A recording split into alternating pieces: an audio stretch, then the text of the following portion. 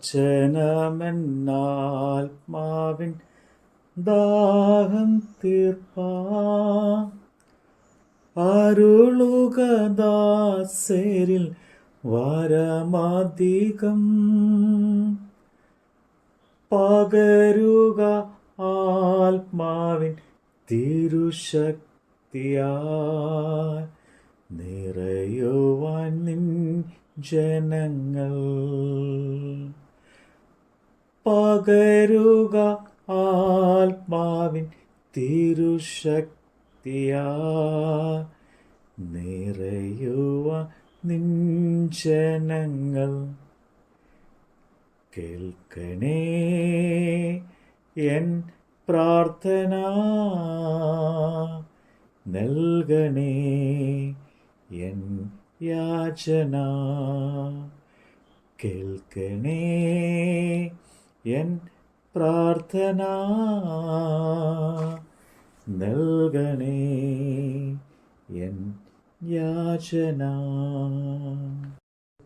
യോഹന്നാന്റെ സുവിശേഷം 19-ാം അധ്യായം. അനന്തരം പീലാത്തോസ് യേശുവിനെ കൊണ്ടുപോയി വാറുകൊണ്ട് അടിപ്പിച്ചു.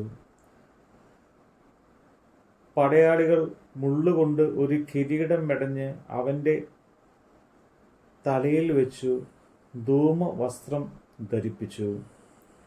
അവൻ്റെ അടുക്കൽ ചെന്ന്, യഹൂദന്മാരുടെ രാജാവേ, ജയ ജയ എന്ന് പറഞ്ഞ് അവനെ കന്നത്തടച്ചു. പീലാത്തോസ് പിന്നെയും പുറത്തു വന്ന്, ഞാൻ അവനിൽ ഒരു കുറ്റവും കാണുന്നില്ല എന്ന് നിങ്ങൾ അറിയേണ്ടതിന് അവനെ നിങ്ങളുടെ അടുക്കൽ ഇതാ പുറത്ത് കൊണ്ടുവരുന്നു എന്ന് പറഞ്ഞു. അങ്ങനെ യേശു മുൾക്കിരീടവും ധൂമവസ്ത്രവും ധരിച്ച് പുറത്തു വന്നു. പീലാത്തോസ് അവരോട്, ആ മനുഷ്യൻ ഇതാ എന്ന് പറഞ്ഞു. മഹാപുരോഹിതന്മാരും സേവകരും അവനെ കണ്ടപ്പോൾ, ക്രൂശിക്ക ക്രൂശിക്ക എന്ന് ആർത്ത് വിളിച്ചു. പീലാത്തോസ് അവരോട്, നിങ്ങൾ അവനെ കൊണ്ടുപോയി ക്രൂശിപ്പീൻ, ഞാനോ അവനിൽ കുറ്റം കാണുന്നില്ല എന്ന് പറഞ്ഞു. യഹൂദന്മാർ അവനോട്, ഞങ്ങൾക്ക് ഒരു ന്യായപ്രമാണമുണ്ട്, അവൻ തന്നെത്താൻ ദൈവപുത്രൻ ആക്കിയതുകൊണ്ട് ആ ന്യായപ്രമാണ പ്രകാരം അവൻ മരിക്കേണ്ടതാകുന്നു എന്ന് ഉത്തരം പറഞ്ഞു. ഈ വാക്ക് കേട്ടിട്ട് പീലാത്തോസ് ഏറ്റവും ഭയപ്പെട്ടു. പിന്നെയും ആസ്ഥാനത്തിൽ ചെന്ന്, നീ എവിടെ നിന്ന് ആകുന്നു എന്ന് യേശുവിനോട് ചോദിച്ചു. യേശു ഉത്തരം പറഞ്ഞില്ല. പീലാത്തോസ് അവനോട്, നീ എന്നോട് സംസാരിക്കുന്നില്ലയോ?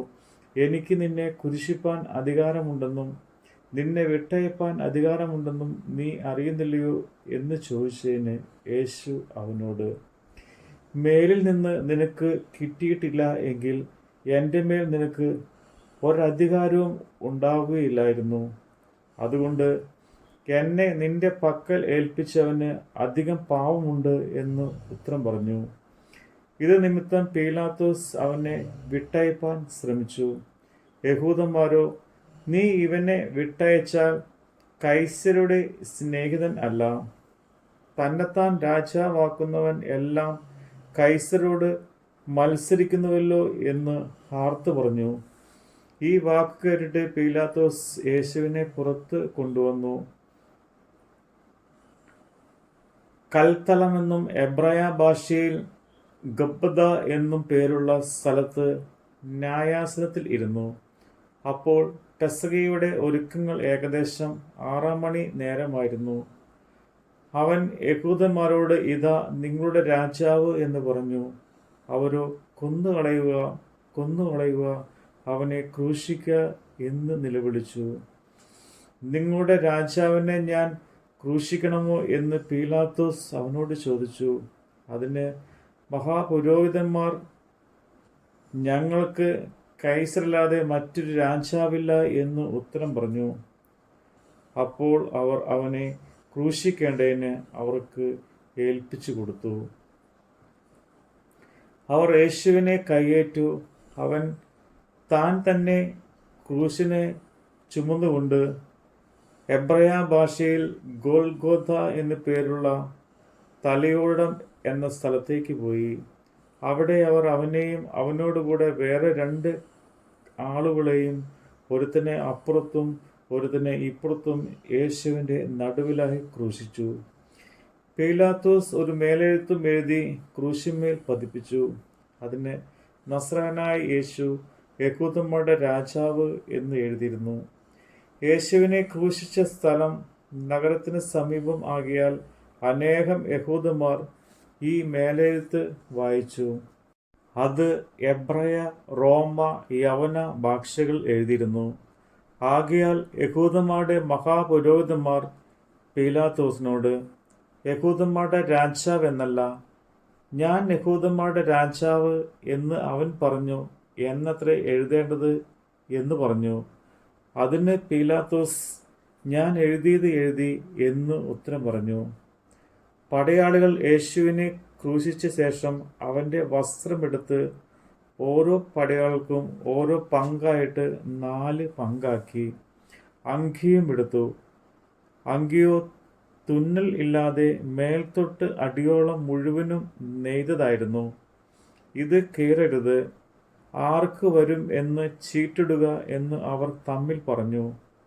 എൻ്റെ വസ്ത്രം അവർ പങ്കിട്ടെടുത്തു, എൻ്റെ അങ്കിക്കായി ചീട്ടിട്ടു എന്നുള്ള തിരുവെഴുത്ത് ഇതിനാൽ നിവൃത്തി വന്നു.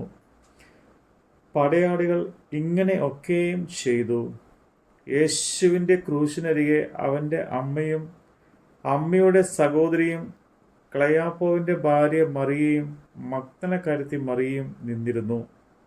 യേശു തൻ്റെ അമ്മയെയും താൻ സ്നേഹിച്ച ശിഷ്യനും നിൽക്കുന്നത് കണ്ടിട്ട്, സ്ത്രീയെ, ഇതാ നിന്റെ മകൻ എന്ന് അമ്മയോട് പറഞ്ഞു. പിന്നെ ശിഷ്യനോട്, ഇതാ നിന്റെ അമ്മ എന്നും പറഞ്ഞു. ആ നാഴിക മുതൽ ആ ശിഷ്യൻ അവളെ തൻ്റെ വീട്ടിൽ കൈക്കൊണ്ടു. അതിനുശേഷം സകലവും തികഞ്ഞിരിക്കുന്നു എന്ന് യേശു അറിഞ്ഞിട്ട്, തിരുവെഴുത്ത് നിവൃത്തിയാകുവണ്ണം എനിക്ക് ദാഹിക്കുന്നു എന്ന് പറഞ്ഞു. അവിടെ പുളിച്ച വീഞ്ഞ് നിറഞ്ഞൊരു പാത്രം വെച്ചിട്ടുണ്ടായിരുന്നു. അവർ ഒരു സ്പോഞ്ച് പുളിച്ച വീഞ്ഞ് നിറച്ച് ഈസോപ്പ് തണ്ടിന്മേൽ ആക്കി അവൻ്റെ വായോട് അടുപ്പിച്ചു. യേശു പുളിച്ച വീഞ്ഞ് കുടിച്ച ശേഷം നിവൃത്തിയായി എന്ന് പറഞ്ഞ് തല ചായ്ച്ച് ആത്മാവിനെ ഏൽപ്പിച്ചു കൊടുത്തു. അന്ന് ഒരുക്കനാളും ആ ശബത്ത്-നാൾ വലിയതും ആകൊണ്ട് ശരീരങ്ങൾ ശബത്തിൽ ക്രൂശിന്മേൽ ഇരിക്കുന്നത് എന്ന് വെച്ച് അവരുടെ കാൽ ഒടിച്ച് എടുപ്പിക്കണം എന്ന് യഹൂദന്മാർ പീലാത്തോസിനോട് അപേക്ഷിച്ചു. ആകയാൽ പടയാളികൾ ഒന്നാമത്തിൻ്റെയും അവനോടുകൂടെ ക്രൂശിക്കപ്പെട്ട മറ്റവൻ്റെയും കാൽ ഒടിച്ചു. അവർ യേശുവിൻ്റെ അടുക്കൽ വന്നു. അവൻ മരിച്ചു പോയി എന്ന് കാണുകയാൽ അവൻ്റെ കാൽ ഒടിച്ചില്ല. എങ്കിലും പടയാളികൾ ഒരുത്തൻ കുന്തം കൊണ്ട് അവൻ്റെ വിലാപ്പുറത്ത് കുത്തി. ഉടനെ രക്തവും വെള്ളവും പുറപ്പെട്ടു. ഇത് കണ്ടവൻ സാക്ഷ്യൻ പറഞ്ഞിരിക്കുന്നത് അവൻ്റെ സാക്ഷ്യം സത്യമാകുന്നു.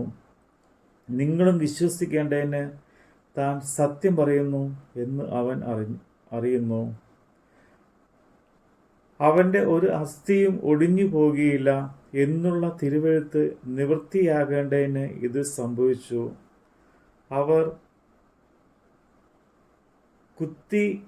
കുത്തിയവങ്കിലേക്ക് നോക്കൂ എന്ന് മറ്റൊരു തിരുവെഴുത്തും പറയുന്നു. അനന്തരം യഹൂദന്മാരെ പേടിച്ചിട്ട് രഹസ്യത്തിൽ യേശുവിൻ്റെ ഒരു ശിഷ്യനായിരുന്ന അരിമത്യയിലെ യോസഫ് യേശുവിൻ്റെ ശരീരം എടുത്തു കൊണ്ടുപോകുവാൻ പീലാത്തോസിനോട് അനുവാദം ചോദിച്ചു. പീലാത്തോസ് അനുവദിക്കിയാൽ അവൻ വന്ന് അവൻ്റെ ശരീരമെടുത്തു. ആദ്യം രാത്രിയിൽ അവൻ്റെ അടുക്കൽ വന്ന നിക്കോദിമോസും ഏകദേശം 100 റാന്തൽ മൂറും അകിലും കൊണ്ടുള്ള ഒരു കൂട്ട് കൊണ്ടുവന്നു. അവർ യേശുവിൻ്റെ ശരീരമെടുത്ത് യഹൂദന്മാർ ശവമടക്കുന്ന മര്യാദ പ്രകാരം അതിനെ സുഗന്ധ വർഗത്തോടുകൂടെ ശീല പൊതിഞ്ഞു കെട്ടി. അവനെ ക്രൂശിച്ച സ്ഥലത്ത് തന്നെ ഒരു തോട്ടവും ആ തോട്ടത്തിൻ്റെ മുമ്പേ ആരെയും വെച്ചിട്ടില്ലാത്ത പുതിയൊരു കല്ലറയും ഉണ്ടായിരുന്നു. ആ കല്ലറയ്ക്ക് സമീപം ആകൊണ്ട് അവർ യഹൂദന്മാരുടെ ഒരുക്കങ്ങൾ നിമിത്തം യേശുവിനെ അവിടെ വെച്ചു. നമ്മുടെ കർത്താവിൻ്റെ വചനമാണ് നമ്മൾ കേട്ടത്. പാപവും രോഗവും അകറ്റിടുവാൻ രുധിരത്തിൽ അത്ഭുത ശക്തി ഇന്ന് അറിയുക ഇവിടെ വിശ്വാസത്തിൻ്റെ ഹൃദയങ്ങൾ തുറക്കണമേ. അറിയുക ഇവിടെ വിശ്വാസത്തിൻ്റെ ഹൃദയങ്ങൾ തുറക്കണമേ. കേൾക്കണേ എൻ പ്രാർത്ഥന, നൽകണേ എൻ യാചന. കേൾക്കണേ എൻ പ്രാർത്ഥന, നൽകണേ എൻ യാചന.